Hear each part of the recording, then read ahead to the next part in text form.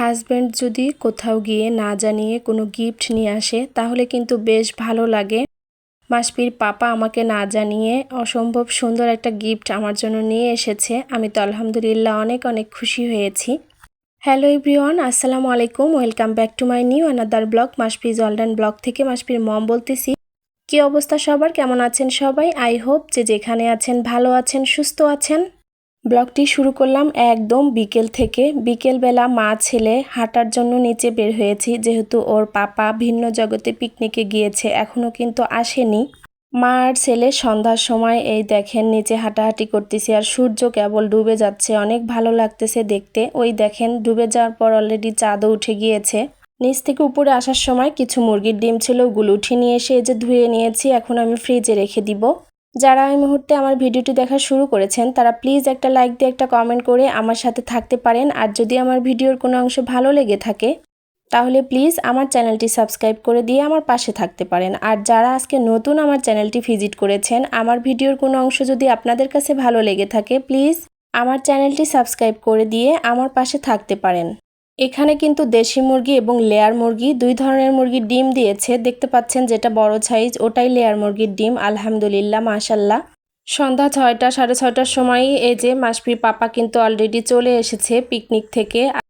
ছেলে ঘুম থেকে উঠে ওর জন্য অনেক অপেক্ষা করতেছে, বাবা কখন আসবে, সারাদিনই ওকে খুঁজেছে।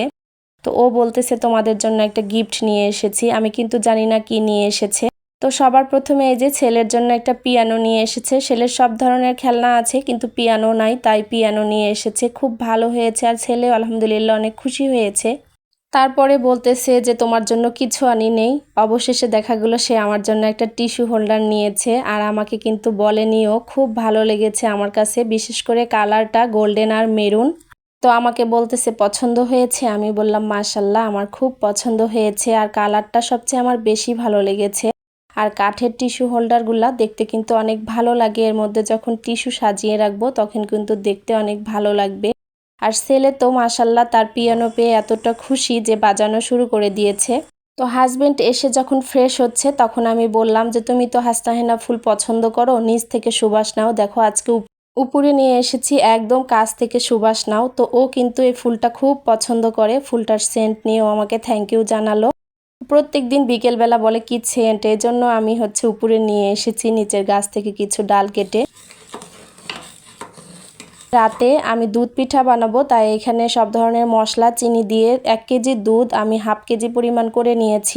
আর এখানে সাদা চিতই পিঠাটা আমি ভেজে নিচ্ছি, এগুলোই আমি দুধে ভিজাবো।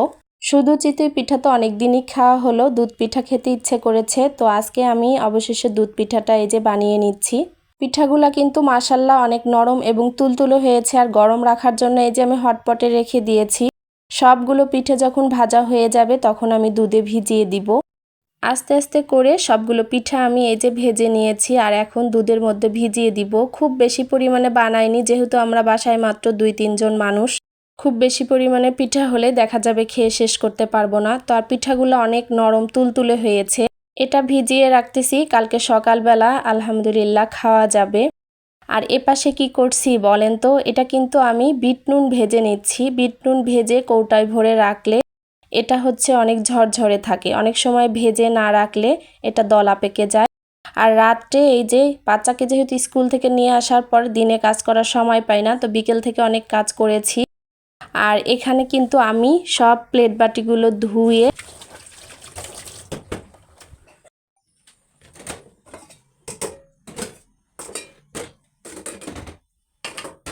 তারপরে সিঙ্কটা সুন্দরভাবে ক্লিন করে নিব। রাতে আমি সব কাজ করে রাখি শীতের দিনে, সকালবেলা কিন্তু অনেক সুবিধা হয়। তাছাড়া ঠান্ডার দিনে দেখা যায় প্লেট বাটি ধুতে অনেক সমস্যা হয় ঠান্ডা পানি দিয়ে। তো প্লেট বাটি ধোয়ার পর আমি এই যে সিঙ্কটা একদম ক্লিন করে পানি টানি মুছে রেডি করে নিব। এরপর আমার যে টুকিটাকি কাজ আছে রান্নাঘরের সেগুলোও কমপ্লিট করে নিয়েছি। নেওয়ার পরে এই যে আমার ছেলেকে পড়ানোর জন্য চলে এসেছি। সন্ধ্যার পরেই আমি ওকে পড়তে বসাই। তো আজকে যেগুলো হোমওয়ার্ক দিয়েছে সেগুলো করাবো, তার সাথে সাথে কিছু ওয়ার্ড পড়াবো। মাশাল্লাহ, পড়তে বসালে সে খুব সুন্দরভাবে পড়াশোনা করে। লেখার সময় একটু বিরক্ত করে, যেহেতু ছোট বাচ্চা আস্তে আস্তে শিখবে। সবাই কিন্তু মাশাল্লাহ অবশ্যই বলে দিবেন, আর বাচ্চার জন্য অনেক অনেক দোয়া রাখবেন। আমার বাচ্চা যেন বড় হয়ে মানুষের মতো মানুষ হতে পারে। তো এখানে আমি ওকে এই যে অক্ষরগুলো লিখতে দিয়েছি, সে কিন্তু আস্তে আস্তে লিখতেছে। আলহামদুলিল্লাহ, আস্তে আস্তেই শিখুক। অত বেশি পরিমাণে চাপ দেওয়ার দরকার নাই। ছোট বাচ্চাদের বেশিভাবে চাপ দিলে দেখা যায় ব্রেনের উপর অনেক চাপ পড়বে। এজন্যই আমি আস্তে আস্তে শিখাচ্ছি। আস্তে আস্তে শিখতে শিখতে ইনশাল্লাহ একদিন শিখে যাবে। মাসফিকে পড়ালেখা শেষ করিয়ে আমি আর মাসফি এই যে বাদাম, চানাচুর আর চিড়া ভেজে নিয়ে বসেছি। ওর পাপাকে দিয়েছি, ওর পাপা অন্য রুমে খাচ্ছে, আমি আর মাসফি এক জায়গায় বসে খাচ্ছি। আর মাসফি না চিড়া ভাজি, তারপর বাদাম এগুলো খুব পছন্দ করে। ও খাচ্ছে, আমার সাথে গল্প করতেছে। মামুনি, আমার পিয়ানোটা কিন্তু অনেক বেশি পরিমাণে ভালো লেগেছে। তো বাচ্চা যে এটা পেয়ে এত খুশি হয়েছে বলার বাহিরে, অনেক পরিমাণে খুশি হয়েছে। অন্যান্য খেলনা আছে তো এটা ছিল না, তো এটা পেয়ে অনেক খুশি। আপনাদের কাছে রিকোয়েস্ট থাকবে, ভিডিওটি যদি বেশি পরিমাণে ভালো লেগে থাকে তাহলে ফ্রেন্ডস এবং ফ্যামিলির সাথে শেয়ার করতে পারেন। আর এখানে আমি আর আমার হাজব্যান্ড এক প্লেটে ভাত নিয়ে রাতে বসেছি যে খাওয়ার জন্য, দুজন একসাথে খাওয়া দাওয়া করে নিব।